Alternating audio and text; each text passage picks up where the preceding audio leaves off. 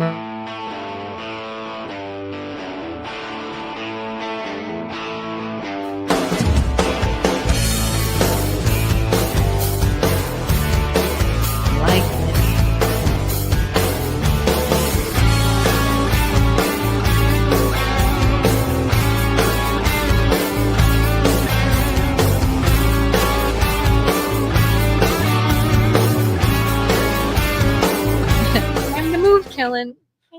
All right. Good morning. This is Youngstown's Talk. Love doing this every day, being able to address. I got to make sure we're not muted because that watch a mouse move and whatever. Oh yeah, are we muted? Is no, there sound? we're good. We got sound. All right. So welcome everybody.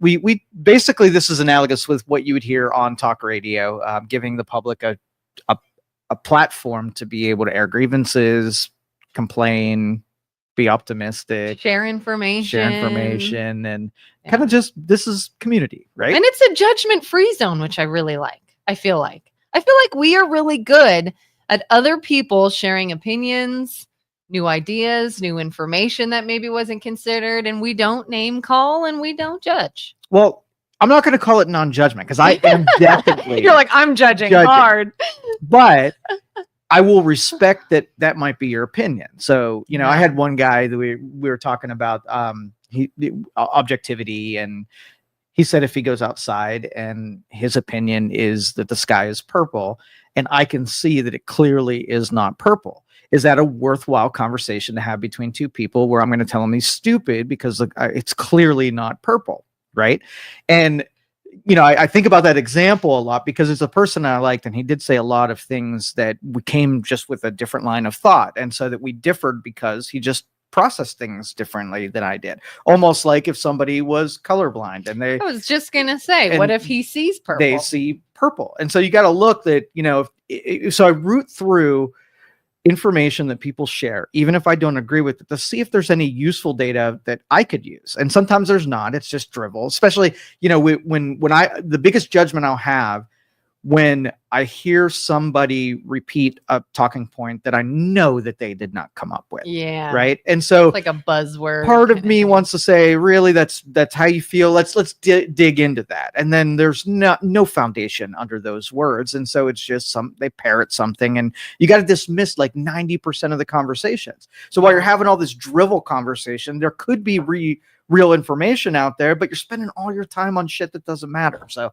just drives me crazy. Carter's out there. Thank you, Carter. Good morning, Carter. If anybody has any comments or questions, feel free to throw it through chat. I didn't even turn the phone lines on because I just don't want to hear from any of you today.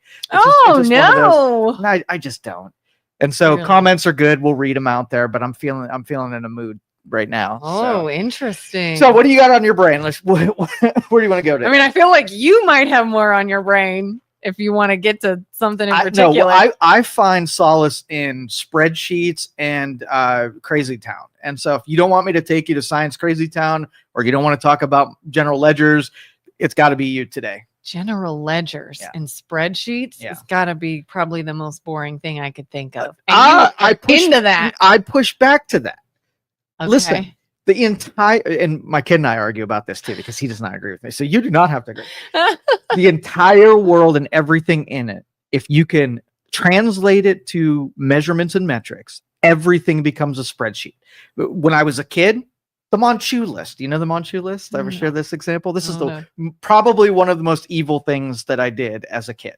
Right. God. So I got really good at taking and creating measurements for different things. So what I did was I created a list, and I put people on the list, and I put different measurements of what they represented, what they could do for me, what I could do for them, where their place in society was, where their financials were. And you sized them up like a robot would. 100%. And I used to take meetings and meet with people and do opportunities based on your social credit score with my Manchu list.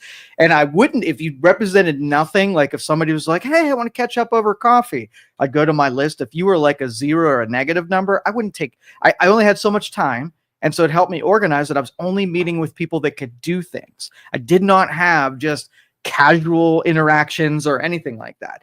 And so that was my 19-year-old kid way of dealing with, where do I allocate my time? How do I make sure that I'm not misspending it and budgeting it appropriately? See, while I could absolutely see the benefit of that, There is benefit. how do you know? How do you know that they can't offer more than what you think if you don't give them like you've never met with somebody that maybe you regretted going somewhere, but you're like, oh, I had no idea they were so cool. That's data collection mode. So you do constantly go and see, let me do have a 15-minute interaction. And then my questions are to fill in information off of my sheet. I don't have just stupid thing. It's why I struggle so much to have stupid, mindless conversations with people. You're not into small talk. I'm not at all. Yeah. Like if I ask you about the weather, it's because there's a little field on my spreadsheet that I want to know if you're smart enough to look at a weather app or something like that. But again, I can't even imagine how low I would be on your spreadsheet. Well, you're really high actually. Oh, good. I do them on shoelist, but I don't use it as my only method for taking meetings and whatever, but I still do it because I calculate everything. Wow. I feel honored because you were one of two people I know that are just very, very intelligent, very unique in how they see the world and how they see things, and both of which I'm lucky enough to have some sort of relationship with, like one is a really good friend of mine since school. And the more he and I we went through a couple of years where we hung out a lot.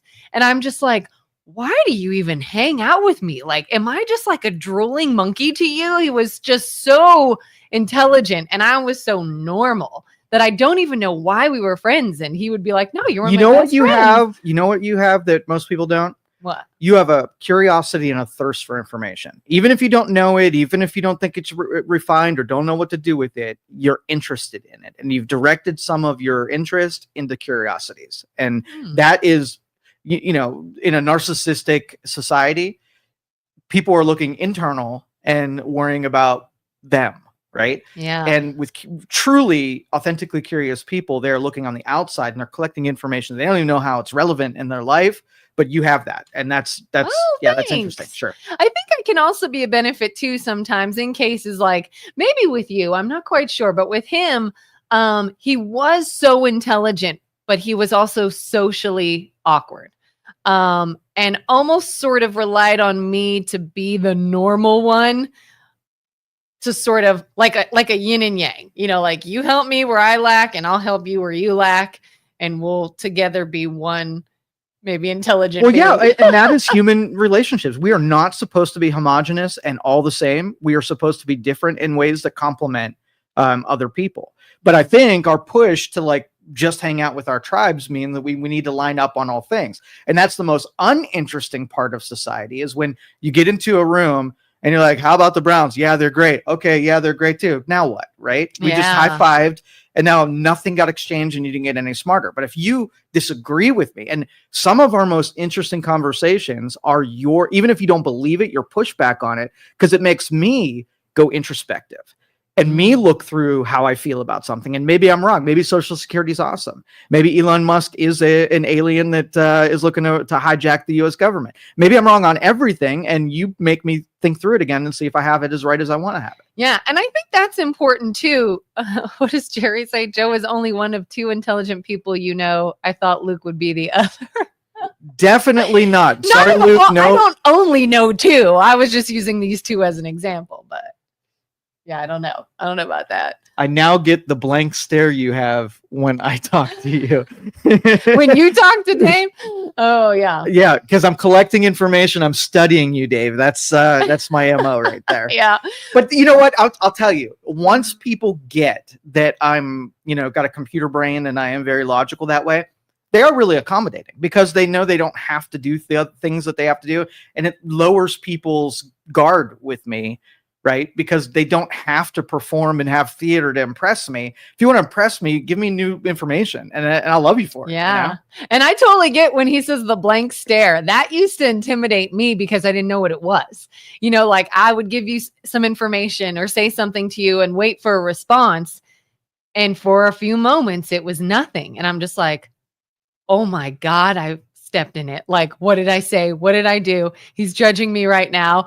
Like, is he just like, doesn't even know what to do with that? It was so, like, I have all these judgments as to what the blankness is, when really all it is you going, calculated. Yeah. Information's going through the formulas. Absolutely. And whereas a lot of people, I think, will almost have like verbal pauses or will say something out loud while they're processing, you're like, I'm processing. There's no need for sound. Let me do my thing. Let me do my thing. Yeah. I'll be accommodating to you. You be accommodating to me, and we'll get through this. Yeah. But like you said, people looking at things and accepting new information is so rare in our society. And that's where I think that's why we have so much fighting, which is ridiculous. If you think about how much we fight over politics, for example, like we do on a daily basis, it's so dumb because, like you said, if everybody agreed and everybody was of the same mindset, we would get either nothing done or we would destroy ourselves because nobody can see a weakness or nobody can see a better way or nobody can see a threat because we're all like-minded. But then we fight over not being like-minded and we want to call each other stupid because, you know, if you see a different color outside, because your cones and retinas work differently than my cones and retinas. And I'm like, well, you're just stupid. It's cones and rods, by the way. We also have retinas. You have one retina. Well, you have two of them because you have two eyes. Retinas, cones, rods. Listen, I couldn't get over it. I couldn't let it pass. If your eyeballs work differently, let it pass. And I'm not judging you, but now you have new information. Listen, I want to know if any of our listeners watched Big Bang Theory. We've talked about this before. I used to hate that show. I thought it was so unfunny and dumb until I got into it. Now I love watching reruns of Big Bang Theory. And if anybody follows Big Bang Theory, Joe is Sheldon. For sure. And I am Penny. To a T. That's how I felt with my friend too. And I will literally watch scenes of this show of Penny and Sheldon interacting. And I'm like, Joe, you have got to watch this because that is our life. But yes, cones, rods, retinas, thank you, irises, whatever. You're not stupid because you see something a different way than someone else. Yeah, well, okay. So if you look at culture and civilization and you take different eras and compare and where they had it right and where they had it wrong. Now, smart people are typically very timid in society.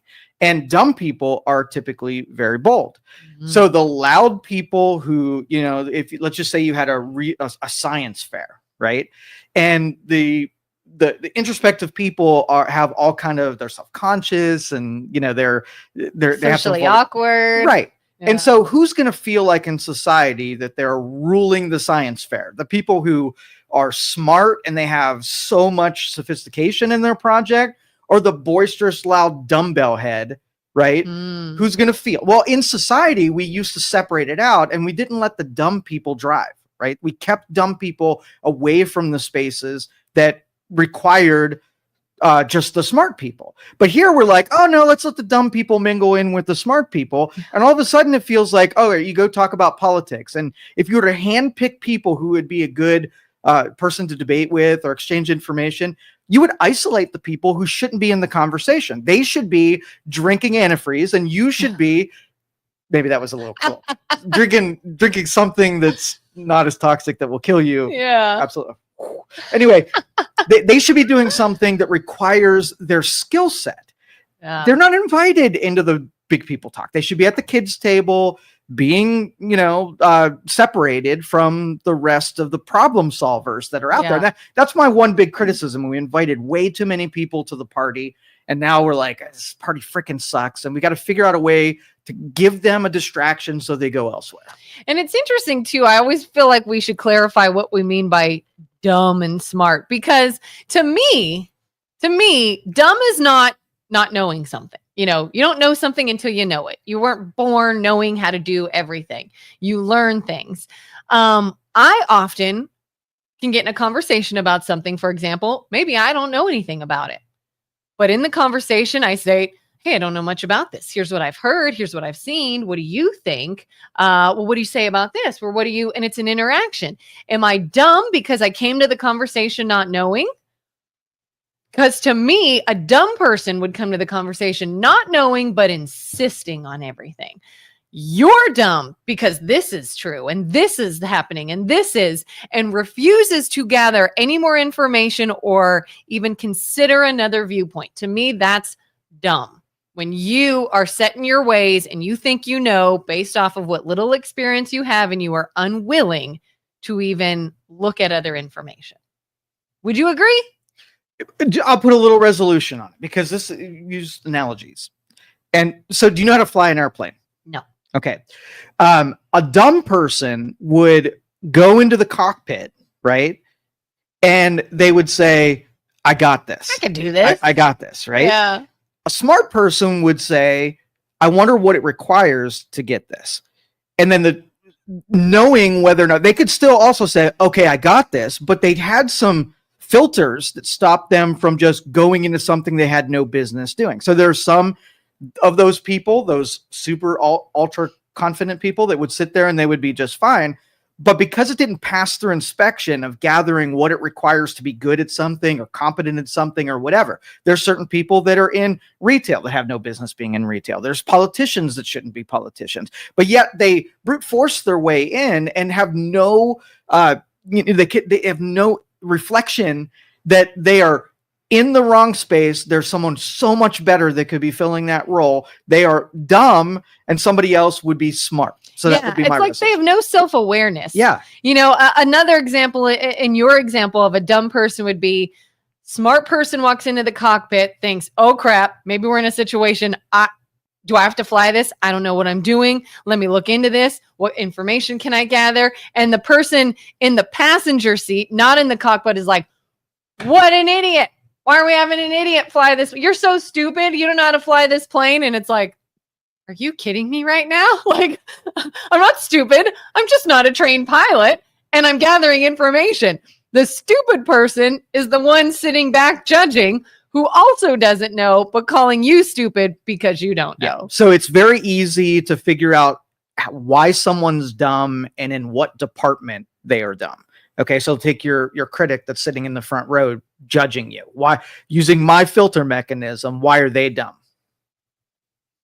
Because they don't even know. They don't even know what I know. So if they walked up to it and say, hey, there's something in the cockpit doesn't look right. Am I the proper person to critique this person? Do I know how to fly? Oh, I don't. So then they would have not done the thing, but they went into a role of criticism, not knowing that they weren't the proper person to be critical, and they did it anyway. That's still being dumb. But that's how you define it in those terms. Yeah. You can be dumb all over the place. And we have that a lot in the fights, the political fights. We have the people that Elon Musk is dumb and Mark Rubio is dumb and Vance is dumb and so like everybody's dumb, right? Because you don't see what they see every day. You haven't done what they've done. You don't have the information they have, but they're dumb. How the hell did we get on this topic? Let's just change. Well, I think the important part is that even in your own community, that it's so tough to have conversations about things that matter because there's so much of this. And as we outlined, like I am judgmental of people who shouldn't be doing these things. So if you took anything in Youngstown that's being mishandled or misdone, it's going to come down to a person that should not be doing something is doing it. So personally, Luke asked me yesterday whether or not I would ever, run for politics, right? And we both agreed that it would be a really dumb thing. I use the words, a dumb thing. Why? Because what's required in politics is to compromise and be liked by other people. It's from the Aristotle view of what governments and civilizations, how they're formed. It is not, it's about the relationships between two people, right? So if we lived in a intelligent society, then going into politics meant that you would find people that knows how to do stuff that you don't and solve problems by cooperating with other people that are also highly skilled in other departments. Mm-hmm. Person like me going into a realm of really inept people that the only reason they're there to get rich and amass power I have zero of the interest in those departments. So I'm going to be a guy trying to get stuff accomplished, surrounded by people who are like, I'm going to file a grievance if you do too much and you fix too many things and ruffle feathers too much and, muddy the waters too much. And that would be me. Instead of government in general and politics and serving positions being just that, an organization that figures out how to get things done, figures out what makes sense, how to run things, how to organize things, and work together to do that, and use a little bit of thinking differently to do that. What it actually is more like a sporting event. It's more like the NFL, where we are not on the same team. We are on different teams. We are playing a game here where I can't let you win. You don't want me to win. We're going to go ahead and have all these other different game plans going on that we can't even share with each other because God forbid you look good when we got to look good. We want to stay in it as long as possible and make our own money. So I wouldn't work with you. Like, it's this game. It's competitiveness instead of working together and serving. But I'm more the problem than they are. Okay, so like, let's just say you were in battle, right? And we're gonna charge. We're gonna charge the opposition, right? So I'm like, hey guys, count of 3, we're running that way. What is your only fear? That I'm gonna get killed. That you're gonna be the only person that goes, and everybody else is like, out, like whatever. They start in that direction, but I was in it. Like, I'm going to be the only dude, and I'm for sure going to get killed. Now, if everybody runs at the same time, so if intelligent people, we need a bunch of them to make things intelligent. My fear is I'm going to be the only intelligent one, and I'm going to be frustrated, and I'm going to be the only one that runs into it. And so I'm the problem. The more of smart people that stay on the sidelines, the worse the problem gets, because then only those bold, dumb people are there, and you see how that ends. Yeah, I'm the problem, not them. It's me. I'm the problem. It's me. So, Do you see the astronauts came back yesterday though? I did. Well, I watched them like land in the water. Yeah. Which everybody has an opinion on, because apparently we're all astronauts and we're all NASA qualified. Hold up. There was opinions. I didn't read anything into this. There was criticism. Because the American people in general all are NASA trained. Well, what's the criticisms? Experts. I watched the thing too. Like, what went wrong? I don't know about what went wrong with bringing it back. It's the arguments about when they should have been brought back. Oh, they have been brought back. So all of that, yeah. Yeah. Did you see the Dolphins came and said hi? I didn't see it, but I saw a headline. Is that true? It is. So towards the end, right before they were taking the hoist, a pot of dolphins came around, and they were just checking things out to see what was going on. It was the coolest thing. Oh my God. I would have freaked out. Yeah. I would pet them.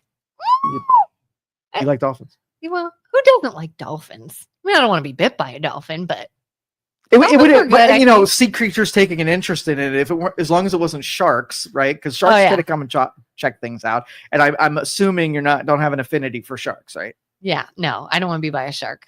I don't even really want to be by a fish.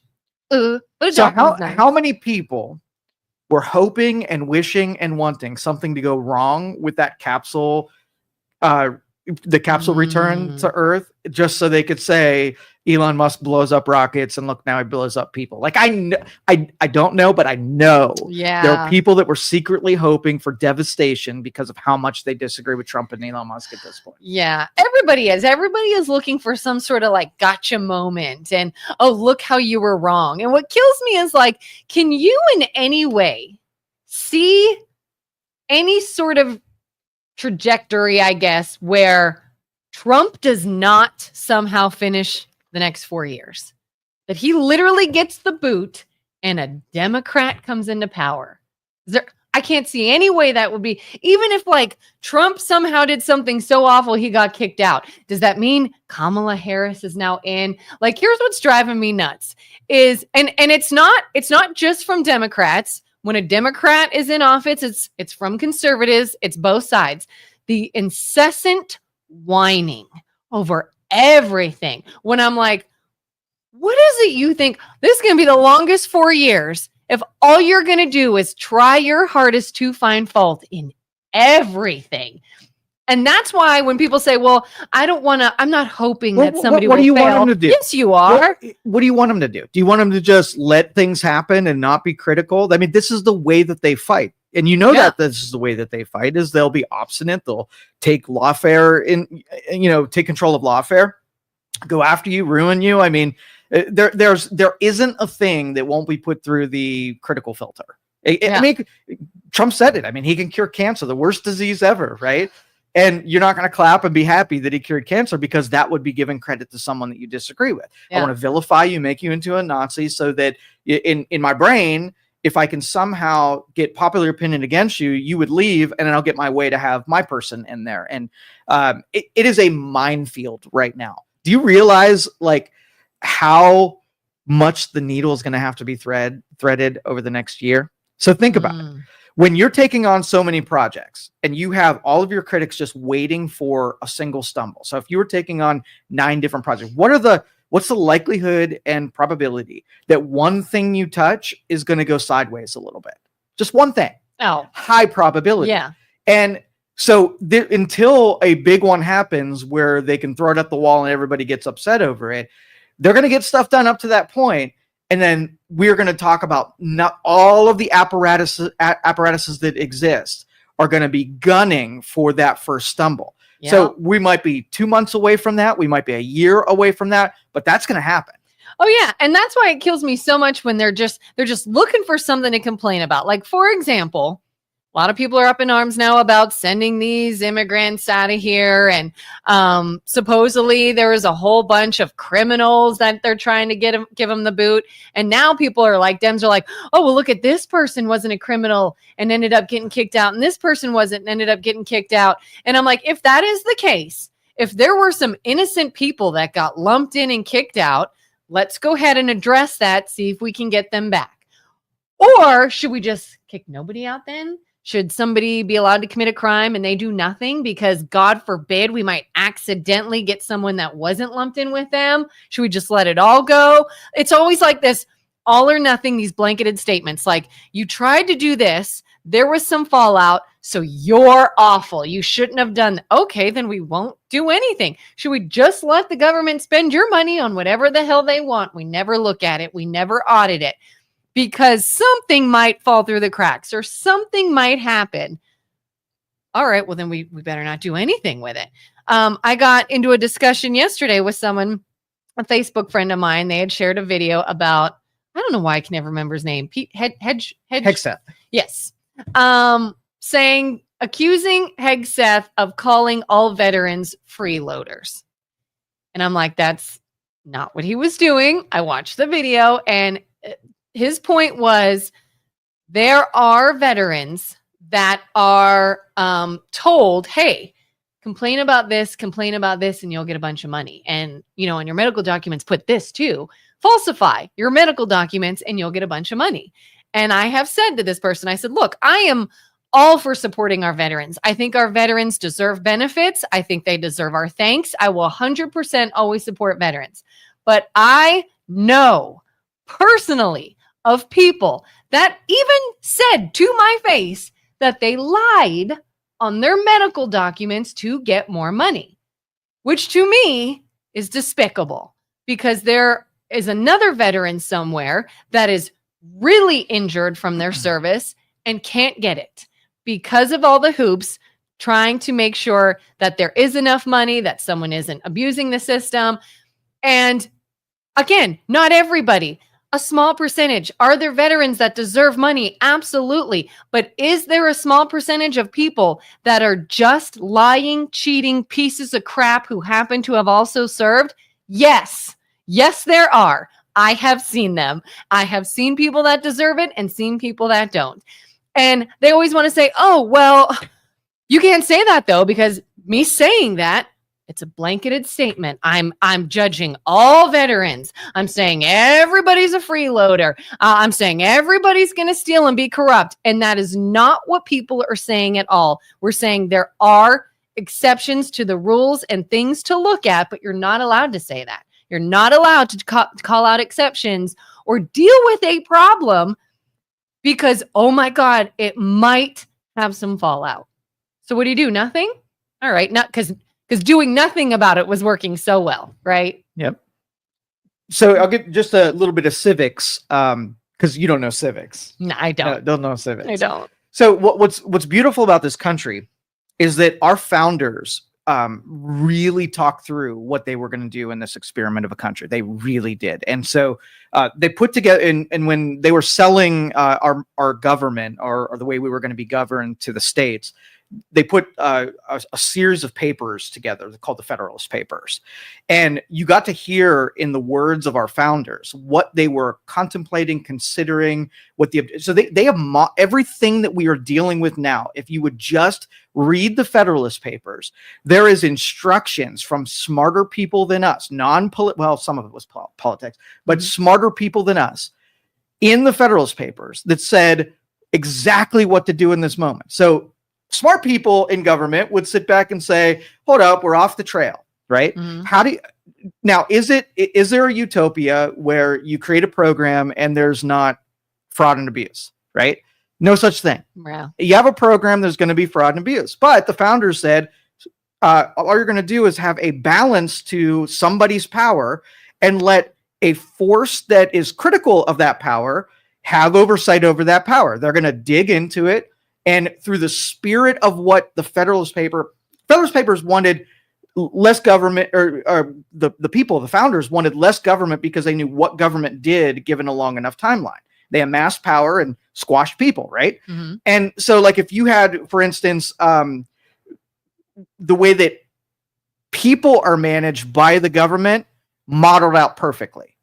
How the government models it out is slanted and went in the other direction. So really, the process is you do a thing, right?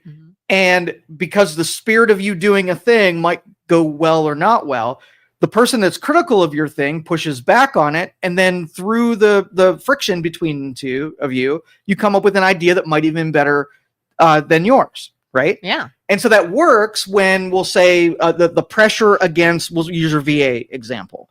So there are people that are claiming things that aren't true.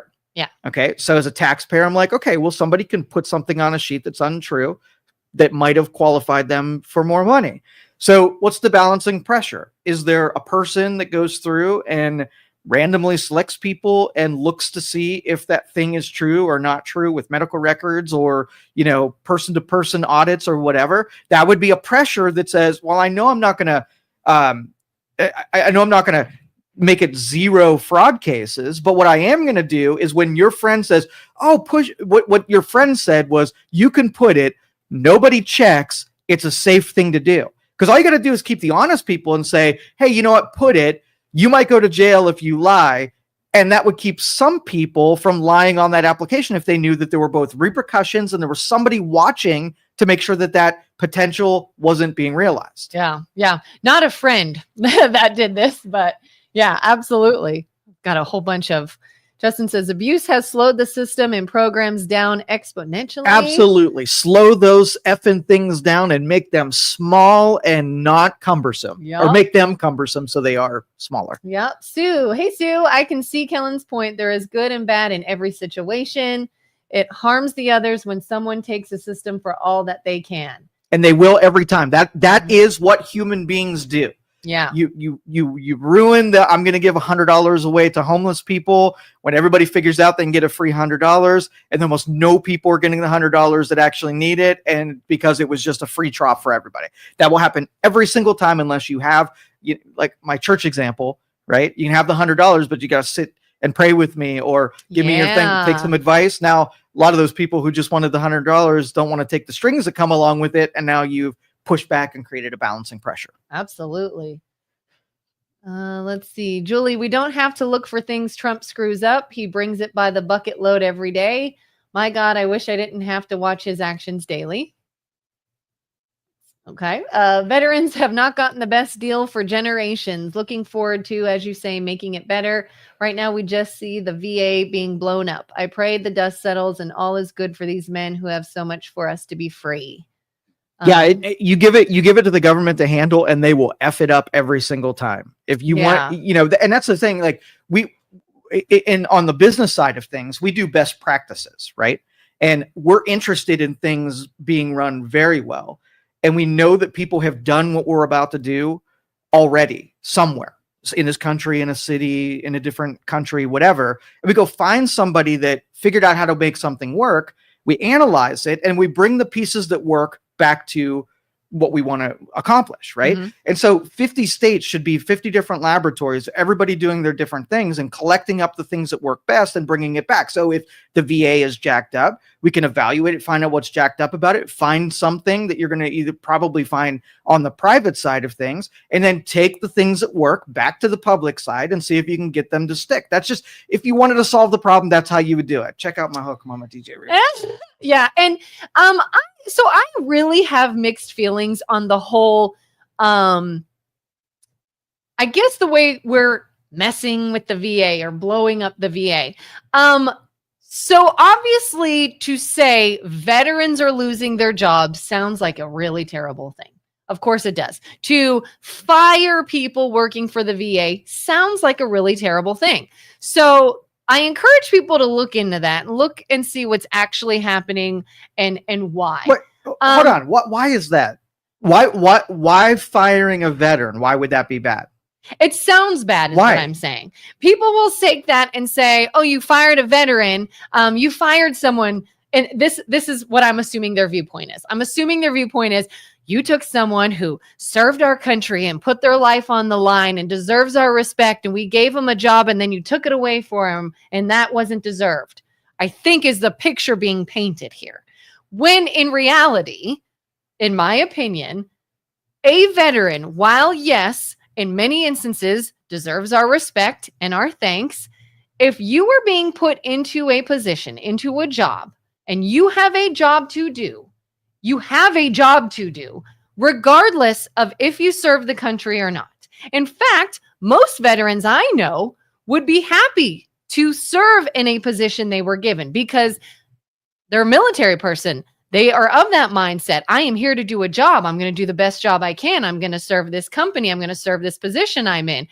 Ideally, that would be their mindset. Unfortunately, that is not everyone's mindset. My husband had a boss many years ago, got out of the military and went and got a job at Home Depot. Unfortunately, he was used to sort of the military mindset where they crack up and they tell inappropriate jokes. And to him, that was the environment he was in. They could tell an offensive joke or an inappropriate joke and everybody laughs it off and that's it. Well, in more of a corporate setting outside of the military, people get offended. People report you to HR. It doesn't go over well. And inevitably, he had to leave that job. And he actually went back into the military. He's like, this life is not for me. I am more like these minded people, which is fine. But again, you can't just go into a job, not do it well, and keep it because you happen to be a veteran. So, but all right. So that's the trap, right? Right. So if there was a bunch of homeless people out there and we decided that we're going to bring them some cheeseburgers, right? Mm-hmm. We're going to feed them every day. And then we did that for a month. And then after a month, they kind of got used to us feeding them the cheeseburgers. And then we're like, can't do it anymore. Right. Mm-hmm. So go to them and say, hey, we can't do the cheeseburger thing anymore. We set a trap for ourselves. Because if we can't continue doing that, they're going to create a dependency on something that was inauthentic. Right. And then when you can't do it, you're an asshole. You've trained people to take something that wasn't really occurring. Now, if I would have said, hey, I want to see you guys eat, and then taken them somewhere to get a job or do something that was authentic, then that could be forever, right? They can, that way, when you can't spend time with them anymore and you have to cut the tethers between the two of you, then they can still eat. It wasn't really dependent on you. So if the government was like, hey, you know what? We're going to pad the budget and we're going to create 1,000 jobs for veterans because that sounds really good. And we're going to sign it into law. We don't really have anything for them to do, but we'll get a jobs bump when the jobs report comes out. A bunch of veterans will collect a paycheck on it. It's not real. Like there wasn't an exchange of value where you did it to be nice and it was a charitable deal, but their job was just an apparition. There wasn't anything there. So you couldn't picture in the future and say, there's going to be one day where we just can't afford to be charitable and give paychecks to people who aren't doing anything.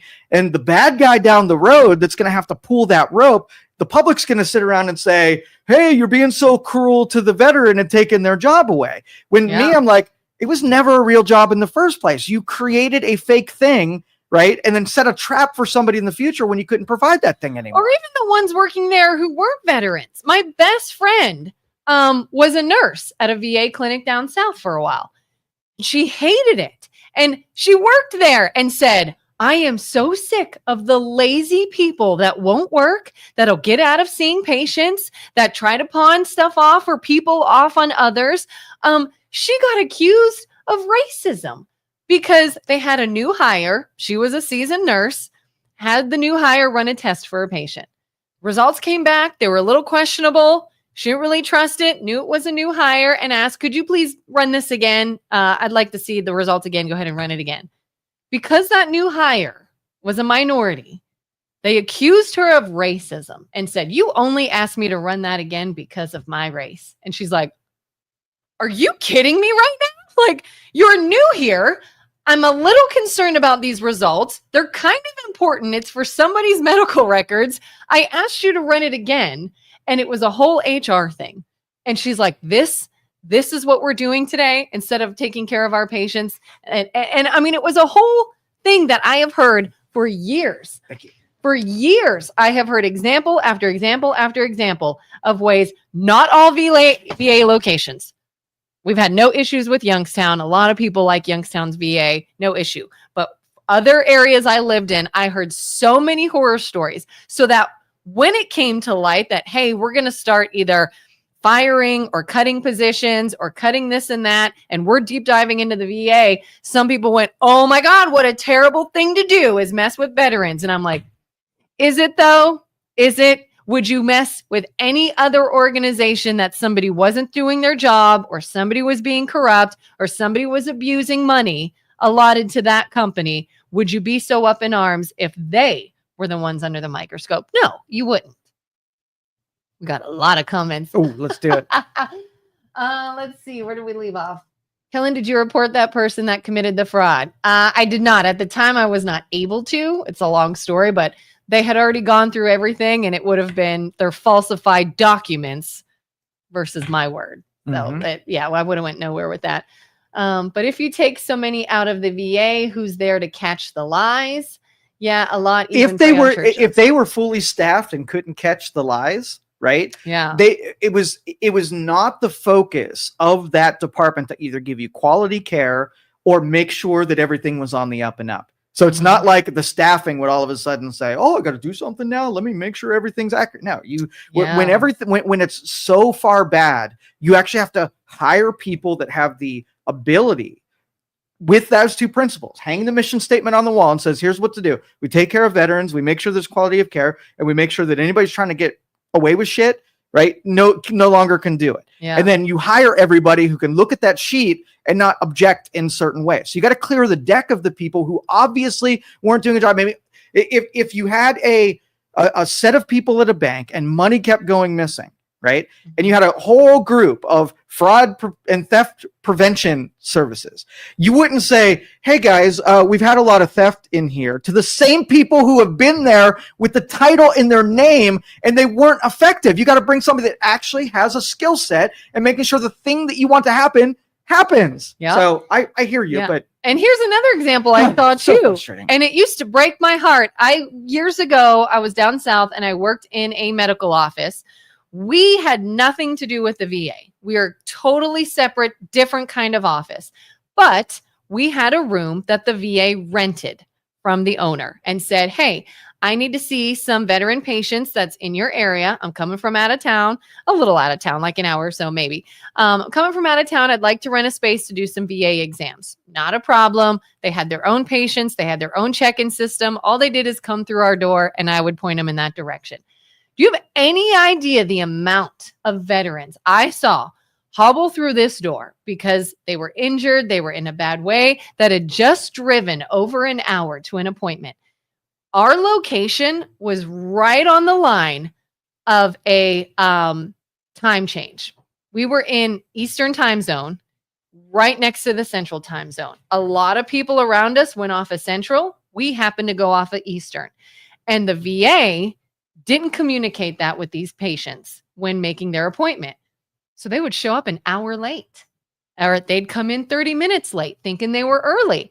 And the VA people would be like, sorry, you're late for your appointment. I can't see you. And they'd say, I just waited 6 months to get here. I have to be seen. I drove an hour. I didn't know you guys were in an Eastern time zone.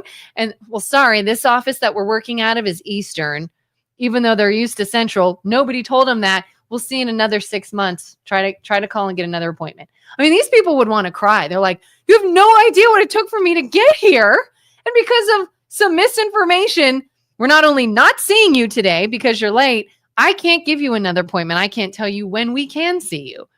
And I'm like, this is so wrong. This is so wrong. See the patient, set him up for another appointment. And it couldn't happen. And I'm like, why can't we look into this? Why can't we address an issue? Why? Because someone might get fired. Someone might lose their job. No, they're just overall incapable of solving the easiest, most simple problems that exist. You give it to government, and that's what they do. They effed up the medical system. It's the same thing there, right? Yeah. The patients that, if doctors could just deal with the public, like on the private side of things, we're allowed to accommodate customers, right? And the more business we do, the more money that we make. So if a customer drove 6 hours and they gave you that story and you're like, holy shit, like they didn't, it was a mistake. People make simple mistakes and I want to be able to bill them for whatever. So come on in. Now, if a medical office has to see 5,000 patients in a day and they're billing, Medicare or Medicaid or an insurance company and they're losing money on it, like there's no incentive to see that one. You're not a human being to them. You're not, you're whatever, your story doesn't matter at all. So government ruins everything it touches. I don't say that as just a bomb that I throw. Government literally kills everything they touch. And so keep them away from things that are important and things will get better. And, competition solves those kind of problems. Yeah. All right. Let's see. Just wondering the opinion on if DEI has been at fault partially for the employment situation we have at this time. Most don't lay off or terminate employees for lackluster reasons, but then hired to percentages. I think DEI, it's going to take us another decade to shed everything that's been done to this point. It was just, I mean, if we were ineffective and inept before, and then you start hiring even less proficient people, like think about how many people skated through and won't get shed out, or it'll take years to wash out of those jobs. Like it's going to be with us forever. Yeah. Julie said, what we don't know is if the vets were not needed or not qualified, they were just blanketed fired. I would question the accuracy of that. I saw one article that stated, the only thing I remember them saying is, at least in one round of firing, it was the what is the word when you have like 90 days, your probationary period employees were the ones let go. Like, hey, you know what? You did 90 days. Turns out we're not going to need you. Thank you anyways. And they're out. I know that was one round. I don't know about any others, but that would be something to look into. I don't know if we just don't know who was fired or why. I think maybe there's something we could look into to know. Well, the reason I'm pushing back on this is like Kelin and I both have a lot of appreciation for veterans, and we do think that they're sacred.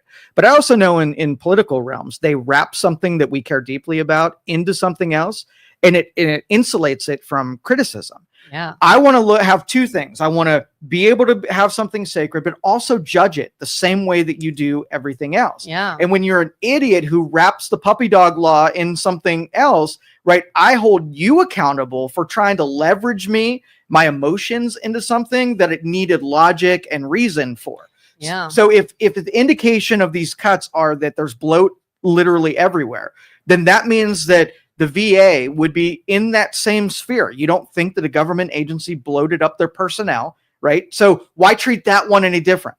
Yeah.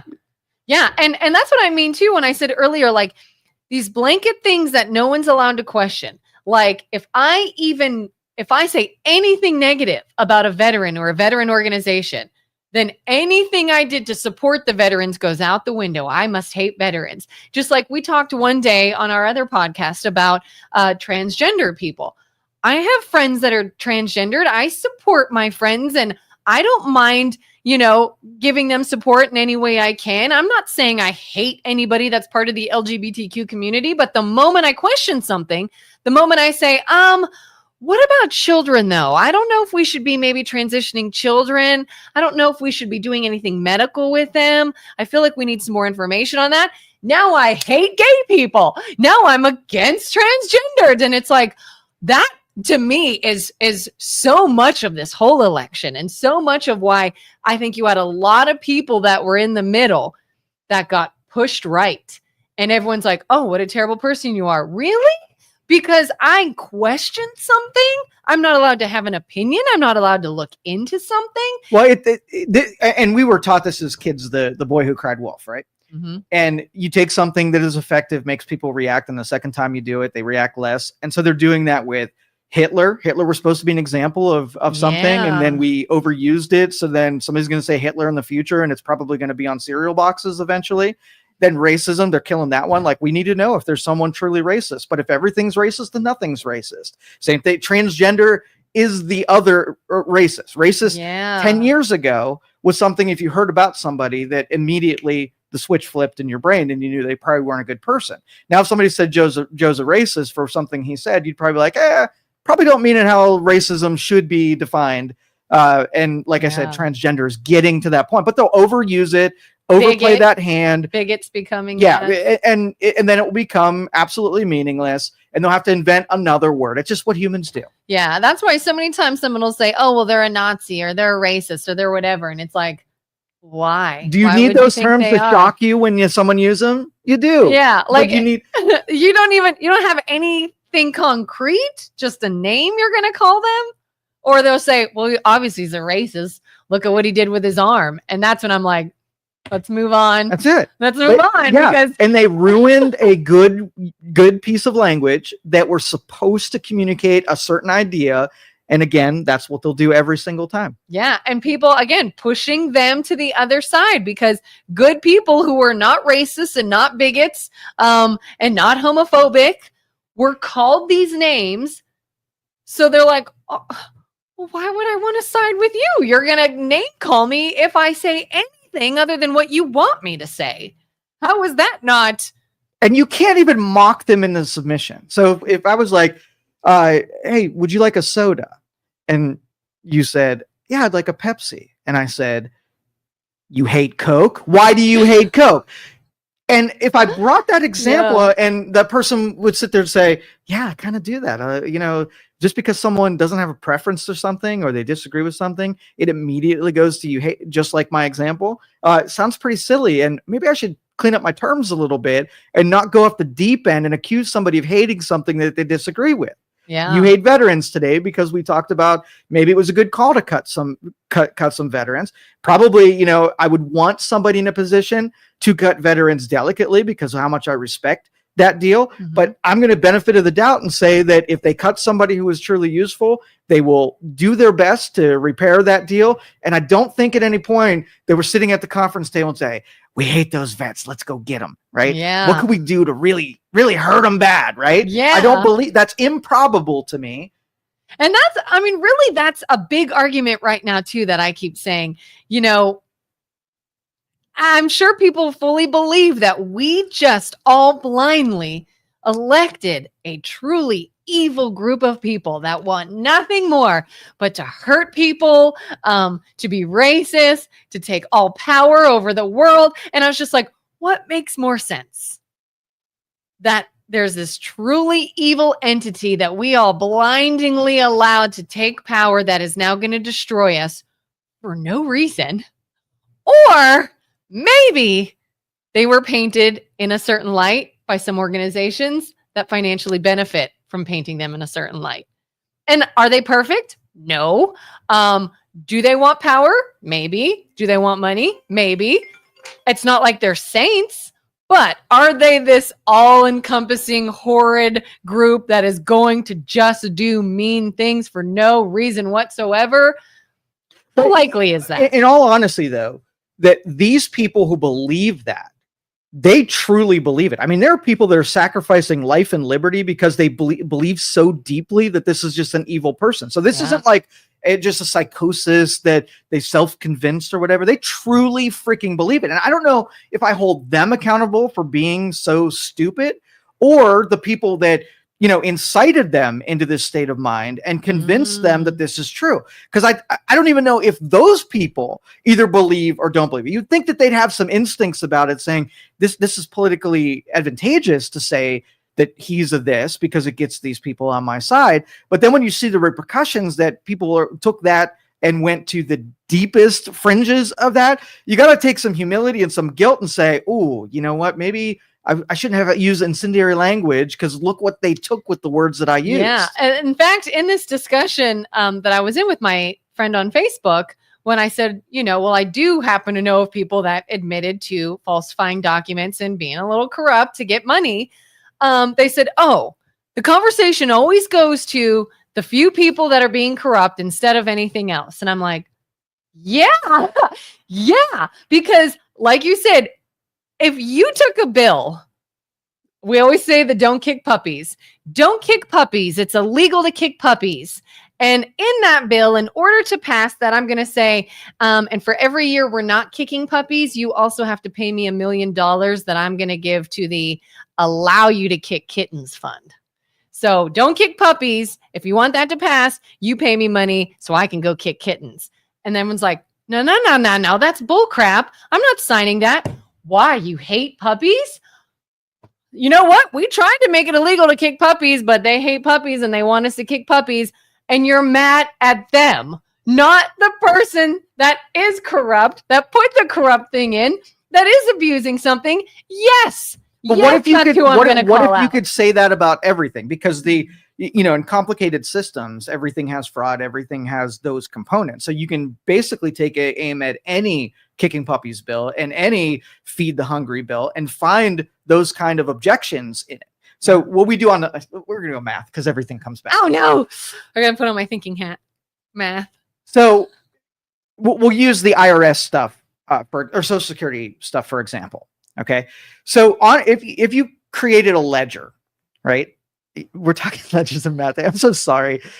If you created a ledger, let's just say the Social Security Department had a database of all people. And what we heard was there are people in the database that were really old, 300 years old, 200 years old, and whatever, which should be an illustration that there's inaccuracies in a database that we use to pay other people. So far, we've set the stage. Okay, what would a reasonable person say or do? Right. Mm-hmm. And so when it's this, we can talk about it objectively. Okay, so we'll use the Fight Club example. Same thing. So if you were a car manufacturer and you found that in your car there was a seat that was misengineered and was causing in an accident for some bolt to break, and then people die because of the bolt being broken. And if you recall that car, it's going to cost you $200 million. So $200 million over here. But if you just pay the claims, it's only $100 million to just let people die and pay the claims. So on my ledger, it's cheaper for me to allow the problem to exist because the dealing with the problem is a cheaper consequence. So if you're looking at it as an objective person, which do you think they should do? Do you do the recall and force the $200 million, or do you just pay out the claims after it happens and pay the $100 million?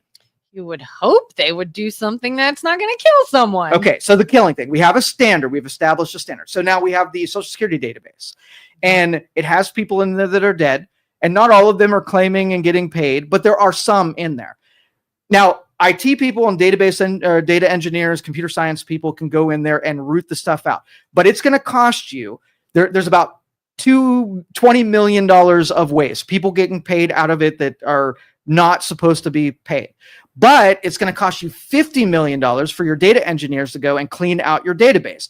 Can we follow the same standards? Do the more expensive right things so that there's a bigger accuracy? Or what they actually did was say, let's just continue paying the misaligned funds out because it's cheaper to do. It's cheaper to do now, but meanwhile, you're still having misaligned funds. But as long as you have the principle where if you're going to spend money, it's going to be done to do the proper and accurate thing and not the diminishing returns where you could have gotten out cheaper by doing the thing that was slightly less right, but it cost you less money. If we're spending money anyways, why don't we spend the money on things that are right and make sense rather than spending money on bullshit that doesn't that's wrong? Because on the private side, if you had data engineers that could be cleaning up the database versus what were they working on? Were they working on something that was more impactful? Or were they like, I'm not going to work on that thing because it's going to cost you too much money. Let me go over here and do less valuable things. And then the replacement of where that time was spending could have very easily, because it wasn't an extra expense. We already had them. They were doing something else. So anyway. Yeah. Gosh, I see our screen just going and going. Liberals have been taught conservatives are bad people with ideas, where conservatives think liberals are people with bad ideas. Bad people with ideas or people with bad ideas. Interesting. I would say that's even starting to flop. Yeah, a little bit. A little bit. One thing I will give Trump is that he has shown a light on the government waste. I think it should be eliminated in a thoughtful, considered way. Justin tried calling in. Yeah, I know. That was me. I said I didn't feel like taking phone calls Joe today. Didn't turn the phones on. I didn't even turn it on today. So if you have a comment, I'll read it aloud here, and we can go back and forth a little bit. Just use it this way. I'm just annoyed today. And sorry, Justin, no phone today, but we will read your comments. If government solved problems for the people, they wouldn't have a job. Yeah, for sure. That's the biggest problem. Well, like, what's the incentive? Like, and half of the government solving problems, so let's just say you were on the committee to solve X, right? And if you perpetually worked on X, it means that you would be paid infinitely, forever.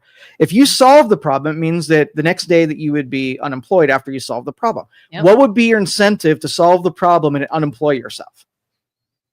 Would you do it? Could everybody do it? Would you think that's a good practice mathematically? I would have to go into the position being fully aware of this and accepting of it and believe in the cause. If your goal was to make you not relevant anymore, right? It would take a mighty high level of virtue, ethics, and morality, integrity to pull that off, which that is not a good outcome. So how much cancer research is pushing the can down the road to be in a perpetual state of research, right? Yeah. But again, things like cutting departments that everybody says, oh, that's such a terrible thing. Is it though? Because some of these were never meant to be infinite. But now it looks bad. Now you're putting people out of jobs. And it is interesting too when people say we should eliminate things, but in a more considerate way. I'm interested, Julie, and thank you, Julie, for interacting with us. I'm interested in what you might think would be a more considered way. Well, I'll take a good guess because she's not wrong. Mm-hmm. So if you took the scalpel out, right, and you had the ability to go and start measuring things and really making really thoughtful decisions about it. You can go into a department, you can take an evaluation on a single person, you can come to a conclusion and fire that guy, right? And if the scaling of government, how long would it take on a one-to-one basis to get rid of 1 million too many employees versus if you had a dozen people you thought had a job that didn't deserve to be there, then through attrition, that would be a good, method of doing it and a good strategy. Yeah. But if you've got a majority of bloat, you cannot get through the records fast enough in order to make a big enough impact. And I think with the goal of making a big impact, you got to go the other direction where fire and know that there's going to be some casualties and then hire those casualties back after the mistake's already been made. Yeah. And stopping payments on things. Everyone's like, oh my God, they cut funding for this and that, trying to look into it. Well, I saw someone recently say, you can't get money back from a check that was already cashed. So obviously, if we're bleeding money unnecessarily or in a corrupt manner, we're going to halt it and then look at what we're doing, not just keep letting it pass and trying to catch up and trying to find it while it's passing, while people who are corrupt are continuing to cash these checks. It's like, everyone stop what you're doing and let me see what you're doing, which to me makes sense. It sounds weird, but like you said, it's such a larger scale. So that those kind of thoughts where it would work on a small scale, it does not work on a big scale. Yeah, and that's why you see like when they do mass layoffs on the private side, they don't do 2 people, like they do 40,000, and then they hire back the ones that get caught up in that deal, because it happens on the private side, but they have a way of dealing with it. Yeah, and it's interesting. I mean, I've been in positions too where they would do mass layoffs, radio mass layoffs. They would start with, all the interns are gone. All the part-timers are now gone. All these of this position are now gone. And they would tell you, look, we're going to try to get you back. Sit tight. We're going to try to get you back soon as XYZ changes. But it's not you and now you and now you. That's not how even smaller organizations work. All right, Justin threw a statement out. In my mind, our government is like a hoarder's house. It has taken years to amass the waste. It will take a major overhaul to clean up, and you'll have lots of collateral damage. Before you get rid of all the chaos and garbage, it will be hard to see what is worth keeping in a hoarder's house. He's absolutely right, and that is the perfect analogy. If people want to hold the current administration to no casualty standard, that is really unrealistic. You have to rent a dumpster and clean house. Hopefully you catch the important papers that are in there with all the trash and useless items, but it is highly unlikely. Yes. 100% correct.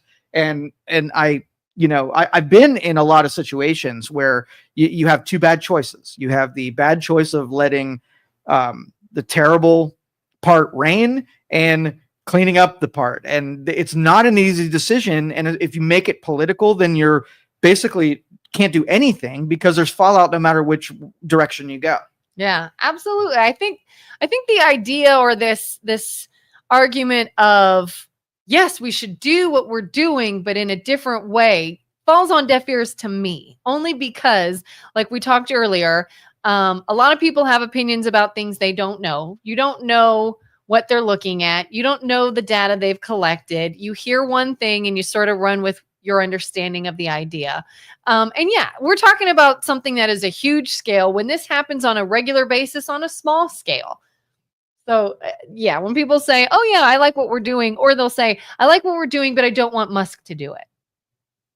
Well, who do you want to do it? Who's qualified under your criteria? What is your criteria? Well, it's an annoyance. Like if you had a party and you had 20 hours of preparation to this party, and somebody comes in there and say, oh, I would be doing that thing different. Like you want to strangle them, because it's like, where were you when the heavy lifting happened? Yeah. When the hard stuff, like, yeah, you're nitpicking me on something easy, right? But you weren't involved. So get out of this conversation. Exactly. Yeah. Joseph, I've never heard anyone talk so hateful towards the country. You people hate America. Are they joking, or is that for real? That's for real. Those are one. And Joe's cool. Like I've known Joe for forever, Okay. and he is definitely on the liberal side, and so he's very uncomfortable in today's climate. And there's some. So he believes we really do hate the country. Yeah. But I'm going to take that and mellow it down a little bit, because he says it because he's mad about it, but he doesn't really mean it. He's really a cool guy in the end. I thought maybe it was being sarcastic because of what we talked about. How we get accused of and honestly, when you are unemotionalized about solving a problem, it could feel like you're being more callous than it deserves, right? So you would want a treatment that made no mathematical sense and allow it still to be absurd because for emotional sake. And that's why when you're mean and you do have to dispatch somebody or make a change that hurts someone, or, make something harder for someone, I'm just looking at it from the mistake was made before. This is just a realization. And now you got to have a little bit of tough love. Like when you tell your kid it's time for bed and they really hate the hell out of you for it because you're being mean and nasty and not understanding, kind of thing. And if Joseph is, good people, then maybe he might interact with us. I'd love to use his comment as a good example of what we were talking about earlier. Like you said, to hear hard truths, or to hear opinions that sound maybe a little scratchy to some, it could come off as, you're talking hateful towards the country. You people hate America. Did Joseph in any way hear the first hour of the show that we said we are pro-veteran. I am from a veteran family. My husband served for 20 years. We have done nothing but give to the country and pump up America and talk about serving this country in such a way. But the moment we said something kind of he would disagree with, we now hate America. This is exactly my point that we made earlier. And Joseph, if he would like to push back, by all means, we appreciate the interaction. That's kind of exactly my point. That's exactly my point, is somebody will hear something they don't like, and now you kick puppies. Why would you kick puppies? Again, it's like, remember the not happy birthday to you example? It is the meanest, most critical thing they can think of at the moment. And they want to hurt. It makes no sense. It makes no sense. Like, okay, let's say, does Joe hate America? So in what way, me, Joe, not that Joe. Yeah. So if I hated America, right? Mm-hmm. What would I say and do different than what I am saying and what I am doing? Do I want prosperity? Do I want people to have good jobs? Do I want our country to be well defended and have peace? Do I want the economy to be great? I haven't mentioned anything that you would say, oh my goodness, that dude hates his freaking country. I could say some things that. Have you said, I'm moving to Canada, this place is terrible, exactly. And I would like to come into power and change everything. Definitionally, if you dig into it, I really don't hate America. Right. And so that charge is just to like put it on my belt. Hey, Joe's a racist. Joe hates America. What are you, a Nazi? Like that. I've got a full stocking on my tool belt of things that have been given to me, charges that are baseless. He even says, I'm an American, not liberal or Republican. Have Joe and or I ever said we are liberal or Republican? Nope. Have we ever claimed a side? No. But depending on what we say, we get put into that box. So, okay, here would be, I'm going to take Joe's standpoint. I'm not even going to look at that comment just yet until, but give us a sec, guys. We'll get to you. So here, I am a libertarian, a originalist, Federalist Papers, original founders kind of guy. So the parts of America that I hate, right, are what the America has become on top of its original intent, the faith and the spirit of what this country should be. So if you say Joe hates America, it's that portion. And I don't consider that America. I consider that the bastardization of a really good experiment that has really gone south. So I will almost say, if you're talking about that, then yes, Joe hates America. Yeah. Can you love your child even when your child does something wrong? Of course. And if you talk to your child and say, I don't like what you're doing, this is wrong, I want this behavior to change, it doesn't mean you hate your child. That's right. Oh God, we missed a whole bunch. Oh my goodness. Do I go back a little bit? Okay. We love our country, dislike the government. Have you seen the comic with people standing on opposite ends of a 6 or a 9? Were they both right? Yep, saw that. Yeah, I've seen that.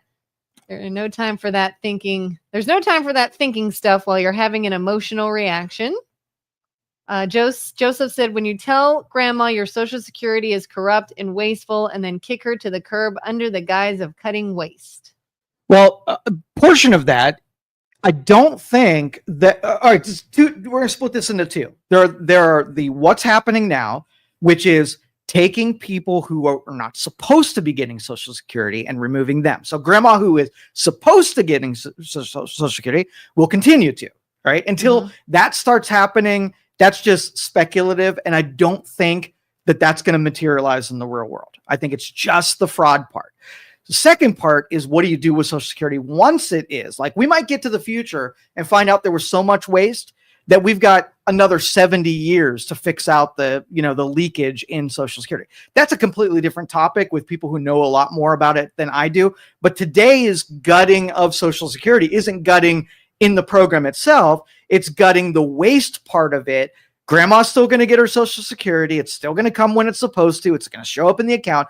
But Martha, who died in 1929, who her kids have been cashing her Social Security check, Martha's not going to get it anymore. And her kids might be a little bit mad because they were getting a free check. If that disappears, then that's not grandma being, it might be Martha was a grandma, right? Yeah. But it won't be that grandma. It's no longer Martha's money. Yes. I like Joseph says, pretty obvious who you are, which again, parts of America you hate. Again, that's so interesting because I have been called, I'm assuming he's saying I'm conservative maybe because I don't know. Which is funny. A comment on the internet just the other day called me a stupid liberal or a crybaby liberal, which is hilarious because I get how am I both? How am I both? How is one person, oh, you're a hateful conservative, and one says you're a crybaby liberal, and I'm like, well, someone's not listening to what I'm saying, but that's okay. Pretty obvious who you are. Parts of America you hate. Yes. LOL. That is absolutely true. Yeah. I hate I hate and want some parts of government to just disappear, never to reemerge again. That is a truth. And that does not mean you hate your country because you hate unless you some of the parts of the government. Yeah, exactly. That's the difference. Country is a different thing than government. I love my country. I hate my government. Yeah, absolutely. Letter of the law and the spirit of the law. That is so important. So important. What does that mean? Okay.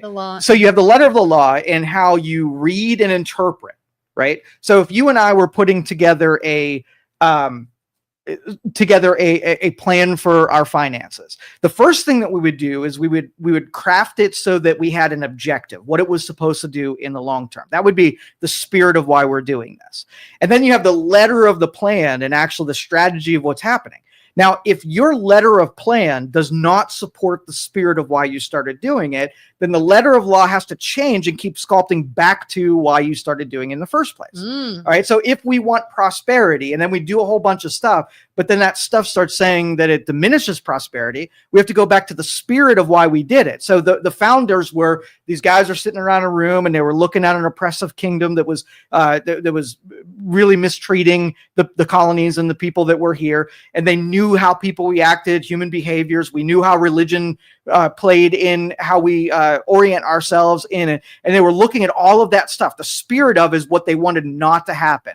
They didn't want the government to get too big, that it was oppressive to the people, even if it's neglectful oppressiveness, where it's just so big it crushes you, not on purpose, but it does. That's still an oppressiveness that was the same way that the monarchy did to the colonialists. It wasn't not all of it was intentional. Some of it was just because it had the ability to crush, and sorry for the casualty of it. So the spirit of it, the government is supposed to be small, and it got big. So the spirit, the letter of the law says that it can keep getting big, because in theory that it keeps helping more people, almost like, hey, your school district is struggling, right? So I'm going to give you $200 million, right? Mm-hmm. The act of giving you more money does not have the spirit of making the school better. Sure, money is necessary to solve problems, but if you don't solve any of the problems, more money doesn't quell the spirit of why you would do that in the first place. So if you took your $100 million and bought lunch for everybody in huge volumes, right? Well, the spirit was to make it better, and you defied the spirit of why you did that in the first place. So I love that, because I read passages from the Federalist Papers every single day. And I wish that I could just go in the library and lecture and preach on the spirit of the foundations of this country, and have more than one or two people interested in knowing what this country is really about and its founding. Interesting. Because I'm enamored with our founding, and I wish more people were. Like you say, the mission statement. It is. Yeah, remember the mission statement. Was it Reagan who borrowed from Social Security? As far as I know, that Social Security was general funded from the 70s on. And so all of the money that was supposed to be locked boxes, it could have started with Reagan. It could have, I really don't know timeline. But regardless, people who are no longer there misspent all of the money. And it does not change the fact that there isn't money. You can't go dig up Reagan and force him to put the money back. Bad government made bad decisions and put us in peril right now. Regardless of how you feel about it, it's not there. Like your current president calling judges who disagree with him lunatics. Let's hit that. Yeah. Okay. Because I for one think that the balance of powers between branches of government are really important. And I think everything that's happening right now, everybody should get the light bulb and say, everybody in all of those departments have extended power beyond what they should have been granted. So if you want to take executive power and shrink the shit out of it so it can't do what it's doing right now, that is a really good idea. Judicial, same thing. Overstep the power. Like the judicial branch does not get to make decisions on behalf of the executive. That would have never played out. But they can check the power of the. So really, in principle here, the judicial should be allowed to, not on an instance basis, to figure out, I want to get in the way of the president from doing something, but on a principled basis, should the president be allowed to do this container of things? But the executive has gotten into territories that it truly should not be in, and so has the judicial. So as much criticism I have for one, I also have for the other. And so he has a point, and it is due criticism that judicial's got out of whack, and they're trying. The executive branch has used them as a tool and a weapon against people, which should not be. And the executive branch overstepped its bounds as well. Yeah. And again, to drive home the point that we mentioned earlier, like your current president, I love how if you don't commit to talking badly about a president at all times, they're your president. My mom did that to me too when Trump was addressing Congress that night. She's like, "Are you going to stay up and watch your president?" I said, "Yeah, I'm going to stay up and watch your president." But he's yours. It's just trolling. Come on, don't take that so personally. It's just trolling. It's not taking it personally. It's pointing out exactly what we talked about earlier. Is not being childish. Like, dude, I do. I troll people every day. I am so guilty of saying things that I know just will make those people reading mad. I do it on purpose. Which is what I think Trump does at this point. The whole time. Again, absolutely. Do I wish Trump had more tact? Absolutely. Do I agree with everything he says? No.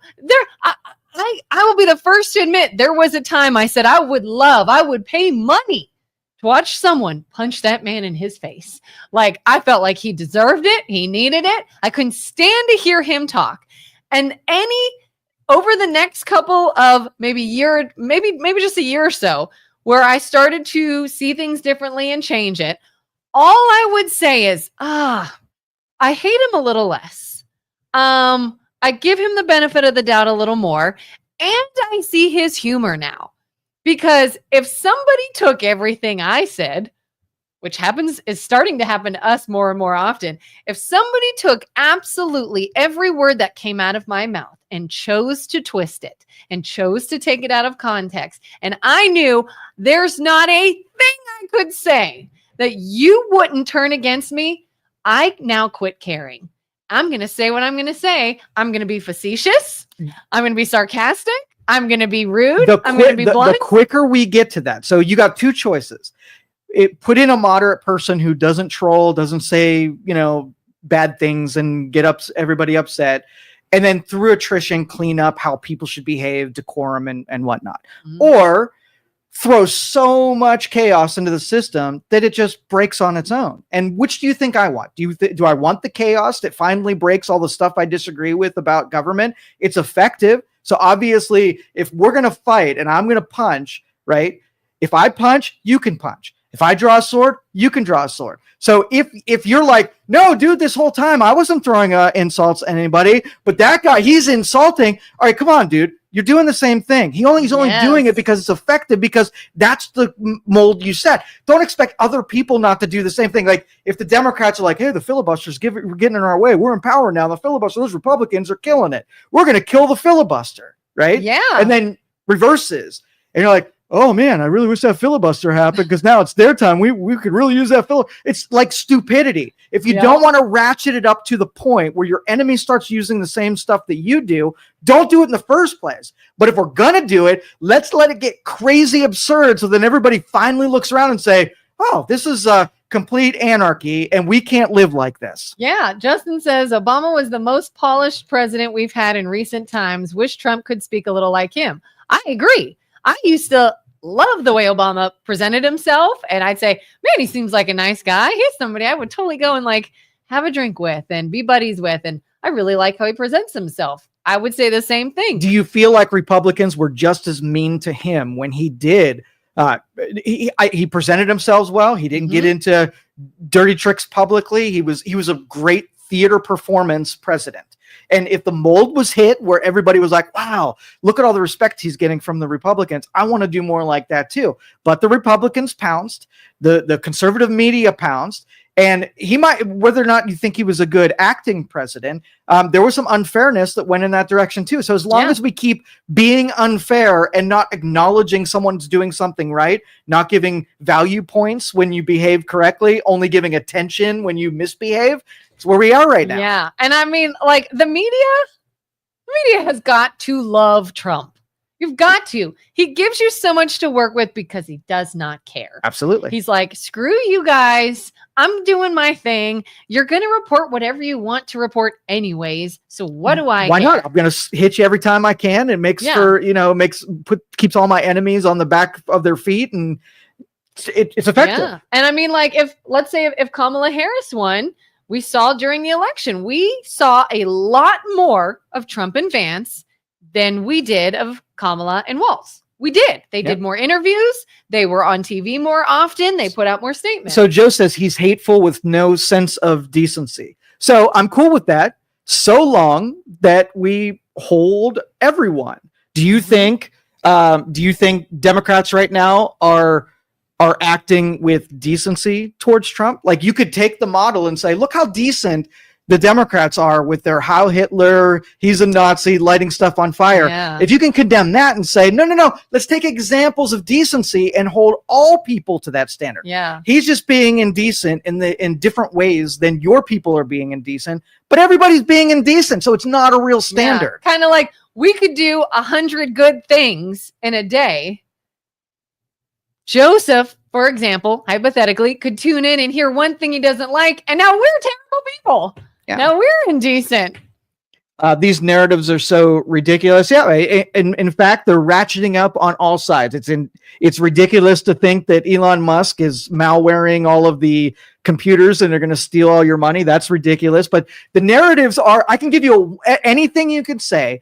I can give you a 1-for-1 about things that you're supporting that are equally as ridiculous, right? So we're all doing it. Let's just be ridiculous and squash this machine. For example, he said, when you have people doing Hitler salutes, LOL. Joseph, do me a favor, please, and Google Governor Walz Hitler salute. Hold on. You gotta make your case better than that. Yeah. So let's just say there was an athlete, okay, who they won. They were on the podium receiving their award, and it was a 3-time victory, and they went like this. Do you know what this is? I've heard. This is a white power symbol. Yeah. All right. Yeah. You could have very easily said that she was giving the white power symbol, or more likely the 3-peat victory that she had. So either one has a potential. So you have to then go through and saying, all right, I have some evidence that says she just won 3 times. Steers the likelihood, versus I went to her Facebook page and she has recently joined groups that are white power groups. You have to do more digging before you're like that. Okay, so take the Hitler salute. Where's the connection and evidence that Elon Musk is a secret Hitler supporter? If he did the salute, cool. That's a beginning of a conversation. Go deeper and give me one more segment of how he's Hitler-like. I even heard, and I'd have to look into this. This got me exhausted. Jeez. It's hot in here. It was somebody I saw on the internet, so I'd have to actually look more into this. Disclaimer. But for example, people want to call Trump a racist.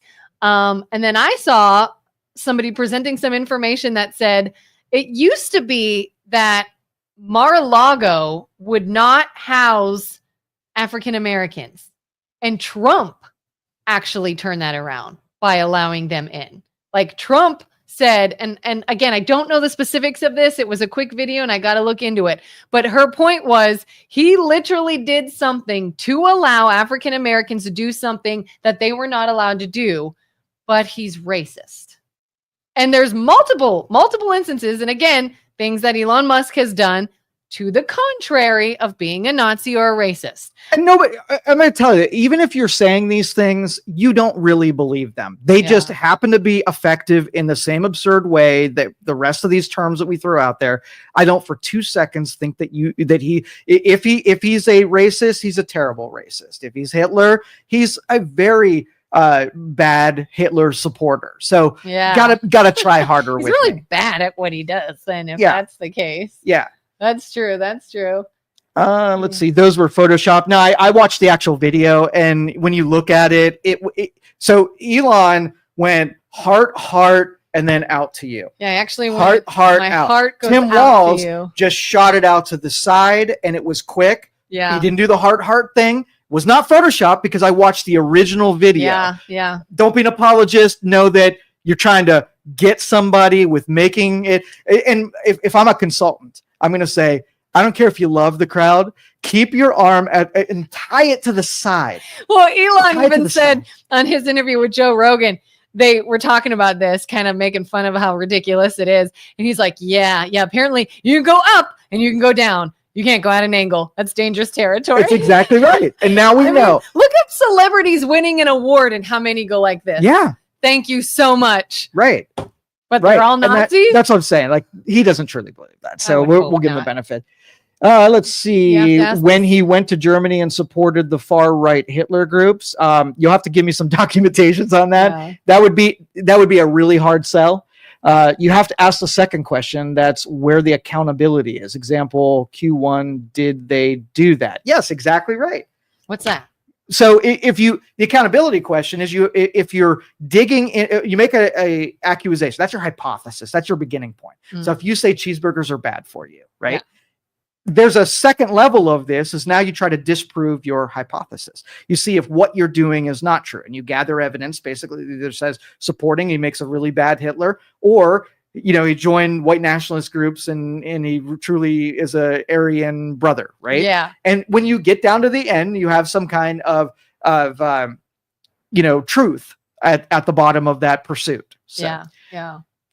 No, I believe them. And that's true. And that's like all opinions. You can believe whatever you want. The exchange of ideas. I love you being part of this show, because if you didn't bring this kind of stuff, it would be very boring, because it would just be you and I complaining about the actions. You actually have a bad actor in Joseph who has taken some of these habits, very comfortable in those habits, being as absurd. And if I didn't get to point those out, like I mean bad actor in a good way, by the way. And so, but maybe Joe thinks a little differently today, even though he's still pretty, confident in his persuasion. Maybe the next time that they bring an absurd charge against Musk or Trump, that in the back of his head, he'll hear me saying out, hey, maybe this is just a hater that's trying to tag an unpopular thing on him to get 50% of the people who don't care against him. And I don't want to be one of those people. If I want to hate him, I want to have real reasons. And I'm going to feel really terrible if I bought the headline, and when somebody tried to prove to me that it wasn't true, that I still was bought into it. That's really not a great thing. I mean, he says, you see what you want to see. 110%. For sure. You do. Yeah. Which is interesting. And I always challenge people, you will see what you want to see.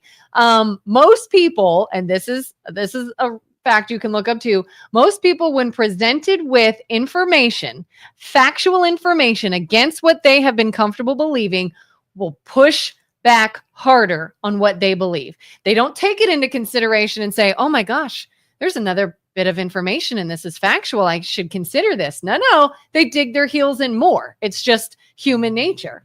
What are you looking up here? The connection between AFD and Trump. Let's see. I'm seeing if there. Listen, I will every once in a while take something that I feel is too hard to believe and then dig through the article.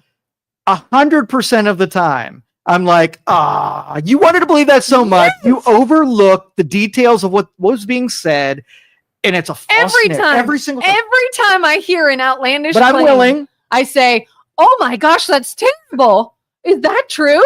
Let me look. And it's almost never true. If it were that easy and that black and white, there wouldn't be a discussion or a debate. I think I remember this one. There's a lot of words here, Joe, and I will look at this later and we'll bring it up on Friday. Oh, Musk said that, AFD. All right. So again, what I remember about this article is that in Germany, the governing party, the Conservative Party, I believe, and one headline is all I'm coming from, so do not believe anything that I'm about to tell you, is that there was a governing party. And when we're talking about fixing or righting the government, I believe there's only two parties there as well. So let's just say you had the conservative and let's reverse it. Let's just say America has conservative and liberal, and somebody over like, hey, how do we fix this government?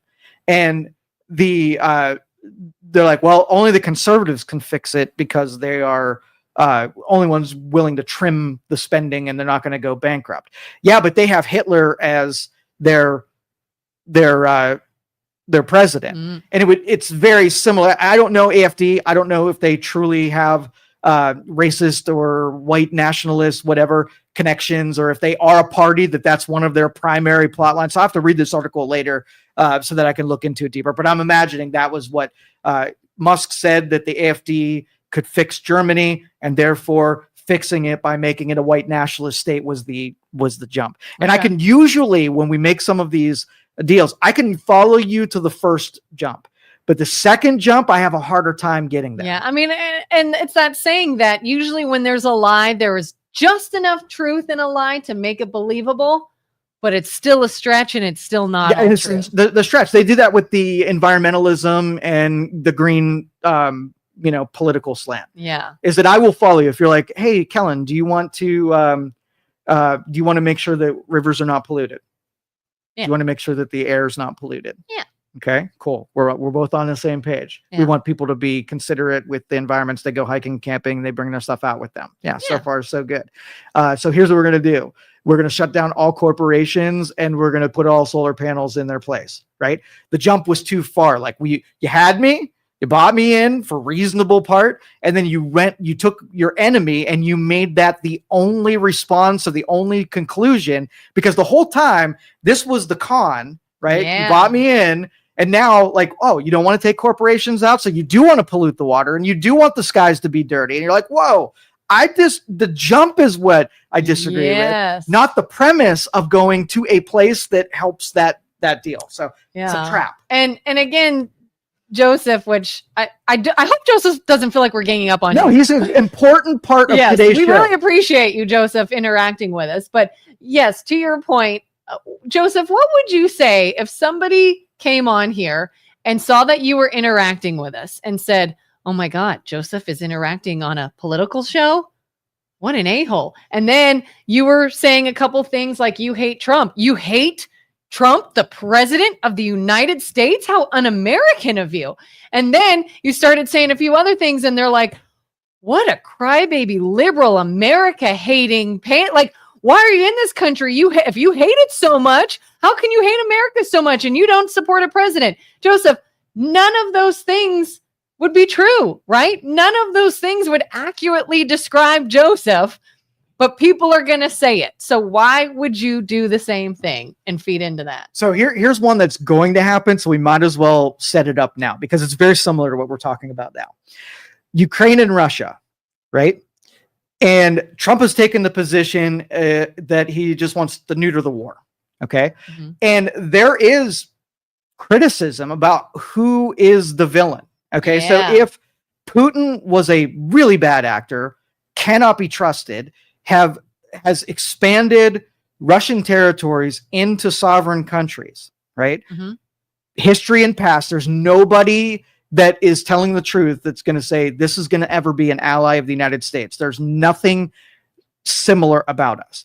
But now you have to end the war, which means that you have to sit down with someone who's terrible and negotiate for the sake of not being in war with Ukraine anymore, and even give the psychopath concessions, right? Yeah. To end the war. So the mission statement says end the war. So, okay, let's just make a justice statement. What should happen to Russia? Okay, so they entered into Crimea, they took territory, they killed a bunch of people. They're doing the same thing with Ukraine, and I think there was one. Georgia was probably one of those as well. So now the justice people are going to say, okay, they did that. What should we do about it? What is due Russia? I heard somewhere that if you start a war, you pay.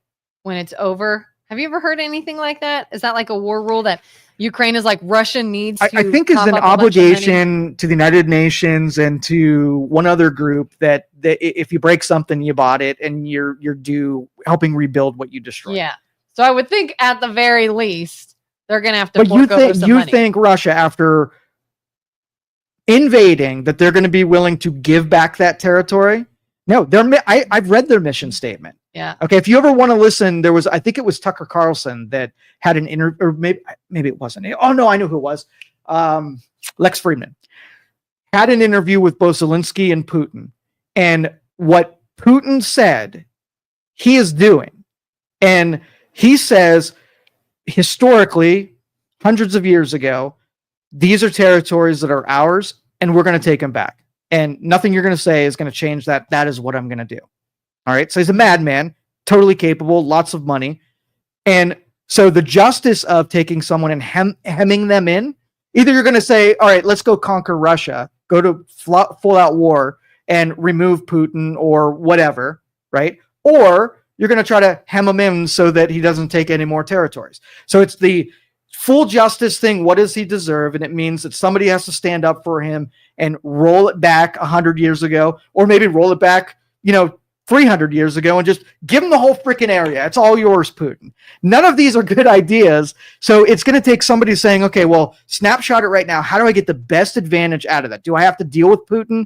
Do I have to tolerate a madman has urgings to go even deeper and further? And how do I get the best outcome for the least amount of investment that I have? So if Trump sits down and is conciliatory with Putin and admonishes Ukraine for not giving in to Putin's demand, that is going to be a hard sell. Because you know what you want to happen can't happen. And so what needs to happen is going to be really hard to digest. We're going to find ourselves here in the next couple of months, and it's not going to be pretty for anybody involved. It is going to be a terrible thing.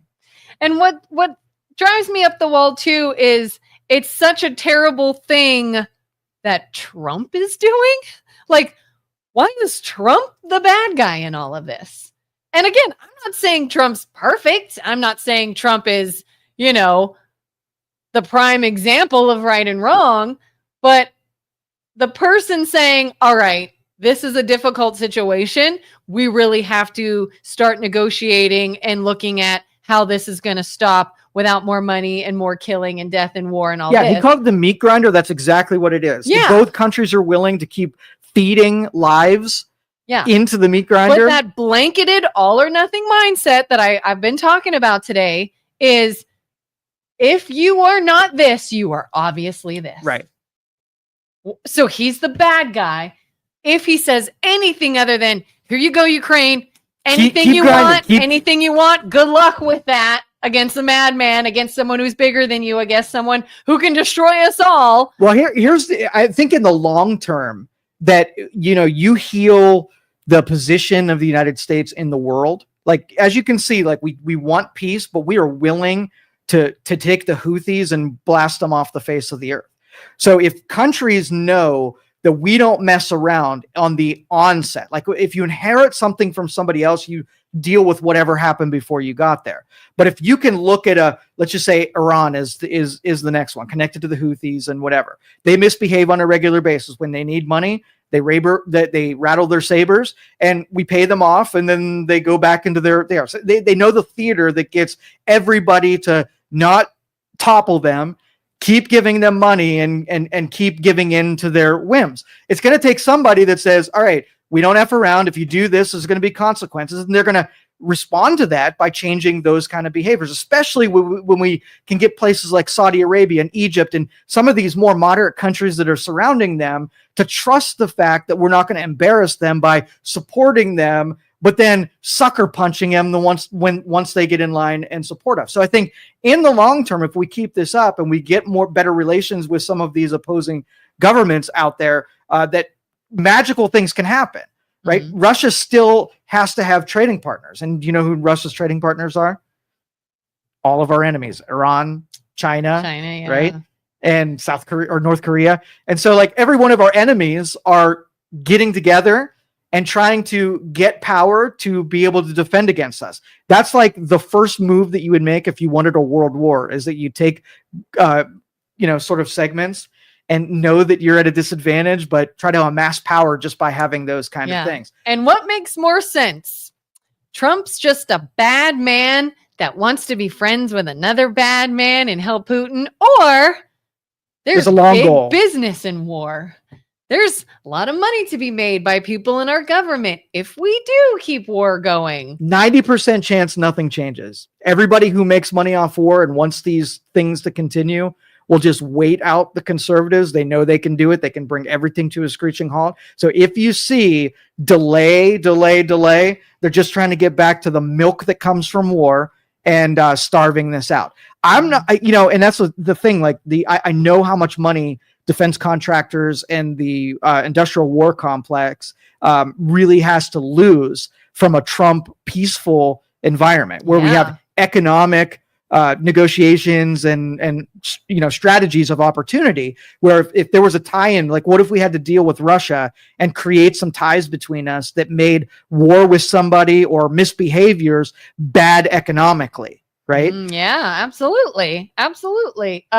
Why is Zelensky not included in these negotiations? How is Trump more important in this conversation than Zelensky? I honestly think that Zelensky's at a big disadvantage. I think that he is going to be the victim of everything that happens, no matter good or bad. Like, I don't think he's going to win in this. So I think we already know where he comes from and what he has to expect. And I mean, why is Trump more important? Did they not come to Trump? Did Zelensky not say, they talked to him. I want Trump involved in this? Yeah, and this happens in our legal system all the time, where you have a mediator, where instead of taking two warring people, the mediator goes into one room and talks to you and says, what are you willing to do? Then the mediator goes in the other room and says, okay, what keeps you away from the emotional exchanges of how you feel about, like, I might be able to negotiate without you being in the room way easier than if I knew that you were in the room. I don't think it's a slight. I think they're keeping them separated because I mean, everybody knows the math involved. What has to happen for there to be a peace? It's already written in this. It's just a matter of getting everybody to agree to it. Yeah. I mean, we saw that in the case of the Oval Office meeting where there were 100 cameras in your face and microphones. And obviously there are discussions that need to happen away from that. And Joe says that he humiliated him. I would argue that they're protecting him. So that basically in that part of the world, he is at a big disadvantage in his country. Everybody knows how vulnerable, including the people of his country, to support him as their president. He has to stand up to Trump to show that he's big, he's strong. So everything that he does is to protect his seat in power. Now, if he gets removed, it's just going to be another dude who we got to start all over with. So Zelensky's the best that we have right now, and we have to protect him even within his own country, and so that the people will support it and this thing doesn't come unglued. It's got to be stable. Stable is more valuable at this point than anything. And if we have to insulate him from the criticisms of what the world's going to say some not complimentary things, and they're going to be right, and we have to insulate him from how he's really going to come across. So that'd be my argument, is that they really have to lay down some cover fire for Zelensky, keep him protected. Yeah. Right. Okay. Just a differing opinion. He went there to sign the agreement, and he humiliated him. He kind of humiliated himself by pulling that dick move. I know why he did it. He had to freaking do it. He had to show that he was powerful in front of Donald Trump. He didn't want to go in there and like, if you're too eager to sign an agreement, like you're in there and laughing and smiling, then you got a bad deal. Yeah. Right. Especially when I've heard Zelensky's life and the life of his family have been threatened. You sign a peace deal, we're coming after you and your family. I've heard, I don't know what that source is. People have told me that they've heard that and they've seen that from sources.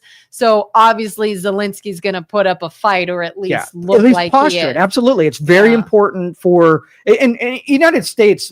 I did this when I was in Bitcoin a while ago, is that you sort of project the United States, and you think that other countries are just a couple of degrees away different than the United States, where what, not even from a legal standpoint, what you can get away with it in their culture, but what you have to be in order to survive. Right. Mhm. And I think these other cultures are 6 rungs below where we are, but it's so easy not to understand. So for instance, like in the Bitcoin realm, I was dealing with people in other countries, right? They didn't have to follow the same laws or guidelines. What they were willing to do to you and how to take advantage of you and how scheming they were and how they get away with, where we hold ourselves to sort of like an ethical standard between two individuals. They were 6 degrees below that of what they would go through to hurt you and steal from you and whatever. Yeah. And it was awakening when you got grandma who doesn't even lock her doors. You take her to an urban inner city where people are doing things that she couldn't even imagine that they were willing and did happen on a regular basis. You go to New York City one time, right? And it's eye-opening that there are people doing this and nobody's like clutching their pearls and being complete. That's sort of how I picture the happenings in other countries and what I have to do to survive. Yeah, I mean, it's interesting. We all sit back here and tell each other we hate America and we're un-American. Go somewhere that actually hates America and see how they behave versus how your peers behave. Joseph said they were attacked. What don't you understand about that? Oh, I do understand about, but what do you want to do about that? Like that's what I say, the standard of justice. Do you want everybody to retaliate and take over Russia? Do you want everybody to take today's war with Russia and just make it a bigger war with Russia? I don't, without taking them off of the map, I don't think you change the mind of Putin about taking more territories. So even if you went into Ukraine, fully funded them, put boots on the ground, kicked Russia completely out, now you've just hit another starting spot, right? And at the cost of it, who's willing to put more people in the meat grinder to create that justice? It would feel good for like one freaking day. And if you're willing to make that sacrifice for one day, I just don't think it's the most academic response to it. Yeah. And again, to me, this feels like, and I don't know how much time we have or if we're supposed to be wrapping this up, but about 2 more minutes. This whole idea of sort of ignoring what the problem is to an extent, not that Putin and Russia are in the right by any means. But can we talk about for a second this whole idea of, was there not an agreement signed in the 90s that we went back on? We agreed to not move the line, and then we ended up doing it, and we had freaking weapons pointed at Russia when we said we wouldn't do that. Did we not go back on a lot of things that we had signed off on years ago before this happened? I can't say specifically that one, but we have blemished our reputation on how strict we are at keeping our agreements with other countries and them paying lots of consequences. So maybe we did, maybe we didn't. My point being, at what point do we again get angry at those supporting war because of the business of it and almost being the instigators? You know, this guy looks bad because he did a truly evil thing. At what point did we push him to that? You know, not saying that we made him do it, not saying he's justified, but at what point do we say, war is real big business for a lot of people in power? And I think they sort of, hey, why don't you guys go do this? Well, yeah, that's the only net gain out of all of this. If everybody realizes that they can create, small, like North Korea will every once in a while say, hey, we're going to do nuclear. And then we give them a couple $2 billion and they settle down for 4 years. And they're like, hey, it's a game of generating money for them. Right. And so they want to create just enough chaos to get paid off. And then they settle down and they don't have interest. Like Putin has an interest in taking territory and killing people. This is not about a war machine in his. It's about power and amassing territory like they had before. So how far do you go back? Right. So we'll use the Native American analogy. All right. So basically we feel like Native Americans were shafted in this country. Right. We took territory for them. So if you go back to a certain segment, you can say like reasonably, yeah, we did some things and some things happened, didn't go in their direction. And you go back another 100 years and they did that to another culture. So depending on what snapshot, who was the asshole is a game that you play that everybody was basically an asshole at any given time. right? So if we negated on an agreement to not do a certain thing, and so Russia was like, screw you guys, if you're not going to stick to your agreements, like, yeah, and then we were probably an asshole, and then they were probably an asshole, and then they were and it just goes on forever. It takes somebody reasonable to say we can have an infinite amount of reasons to keep fighting, but if one person comes along and says, all right, forgiveness, all grace, all forgiveness, let's just not let it suck another year. That's what I'm going for. Yeah, we can either keep fighting and keep destruction. That's the end result. That's the end result. Or we can find a way to end it right now. Exactly. But that's the bad guy. Exactly. But they're saying, like, you have all bad decisions. Like, all outcomes are going to suck for somebody else. It's just you pick an outcome, and who do you feel like alienating this week? Yeah. You pay anyway. Yeah. This was dude, Joseph. I speak in metaphors and analogies, and so. No, you don't surrender. You economically hamper Putin so that it is less likely to happen. This magic coalition between Iran, China, North Korea, and Russia, you give it less value in doing stuff like that. You become economic friends, not philosophy and principle friends. But you hamper them by creating ties that complying is an advantage, and misbehaving has consequence. So that's it. And thank you, Joseph, again. For that was awesome. Yeah. You brought my blood pressure up slightly throughout this. And I was just going to say, Julie and Joseph, we appreciate having you guys. Yeah, we welcome you guys back next one. And Justin and Dennis and everybody else. Luke and Isaac will be back here tomorrow. And then Friday, I don't know what we're doing on Friday. So probably raising our blood pressure. We will invite you back. See you at 9 o'clock tomorrow. Thank you for listening to this show on Youngstown Studio. This is original Youngstown content. Feel free to share our videos and tell your friends about us. Don't forget to subscribe to our YouTube channel.